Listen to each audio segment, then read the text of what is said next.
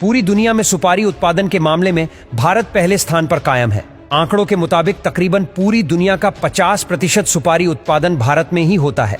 एक बार इसकी खेती करने के बाद आप लगातार तकरीबन 70 साल तक मुनाफा कमा सकते हैं। सुपारी की खेती किसी भी तरह की मिट्टी पर की जाती है। देश में सबसे ज्यादा सुपारी की खेती कर्नाटक में होती है। इस वीडियो में हम जानेंगे कि कैसे और क्या होती है सुपारी की पूरी प्रोसेस।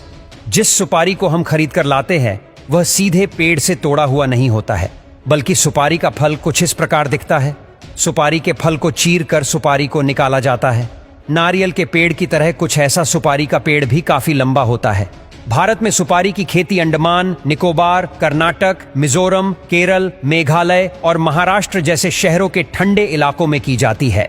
दिसंबर से फरवरी महीने के बीच इनके पेड़ों में फल आना शुरू हो जाते हैं। इनके फल खजूर की तरह दिखते हैं। इनके फल एक झुंड में आते हैं और जब इनके फल सही साइज में बड़े हो जाते हैं तब मई से जून महीने में सुपारी के फलों की हार्वेस्टिंग की जाती है, जिसके लिए वर्कर्स धारदार हथियार की मदद से पेड़ के ऊपर चढ़कर सुपारी के फल की टहनी को काट कर नीचे गिराते हैं। और ये काम इतना रिस्की है कि इतनी ऊंचाई पर चढ़ने के बाद पैर फिसलने पर इनकी जान भी जा सकती है। इसके पेड़ नारियल की तरह 50 से 60 फीट लंबे होते हैं, इसीलिए यह काम केवल वहां के अच्छे और रोजाना करने वाले वर्कर्स ही करते हैं। अब सारी सुपारी की टहनियों को अगली प्रोसेस के लिए भेज दिया जाता है, जहां पर उन सुपारियों के टहनियों से सारे फलों को पीट पीट कर अलग किया जाता है। इस काम को करने में काफी मेहनत लगता है।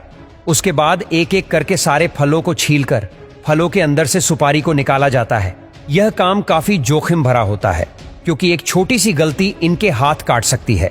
इसीलिए यह वर्कर्स हाथ में चमड़े के ग्लव्स को पहनकर इस काम को कहते हैं, ताकि सुपारी के फल को छीलते समय इनके हाथ कटे नहीं। यहाँ पर लगभग 100 से भी ज्यादा वर्कर्स काम को करते हैं।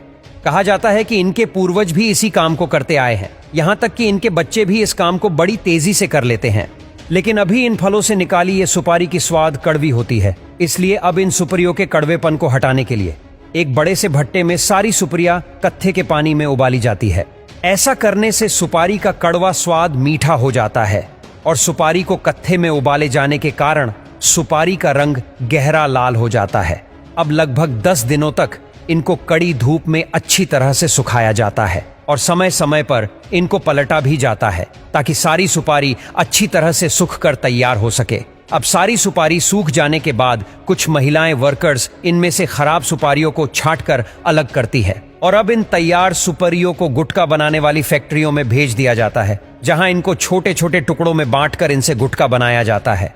आपने सुपारी खाए नहीं तो देखी जरूर होगी, क्योंकि इस सुपारी को पान में या तो पान मसाला में डाला जाता है। साथ ही साथ हमारे यहाँ इस सुपारी को शुभ अवसर पर भगवान की पूजा में भी उपयोग किया जाता है। और कच्ची सुपारी चबाना हमारे इम्यून सिस्टम के लिए काफी फायदेमंद होता है। रोजाना सुपारी का सेवन करने से पेट की समस्याओं से छुटकारा मिलता है। अगर आपको कब्ज की समस्या है तो सुपारी का सेवन करना चाहिए। इससे पाचन तंत्र मजबूत होता है और रोजाना 1 से 2 टुकड़ा सुपारी चबाने से शरीर के टॉक्सिन बाहर निकलते हैं और साथ ही कब्ज से भी राहत मिलता है।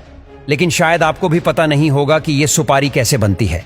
एक पेड़ से करीब 2 से 3 किलो सुपारी निकलती है। 1 एकड़ जमीन पर 600 के आसपास पेड़ लगते हैं। इससे करीब 4 क्विंटल सुपारी का उत्पादन होता है।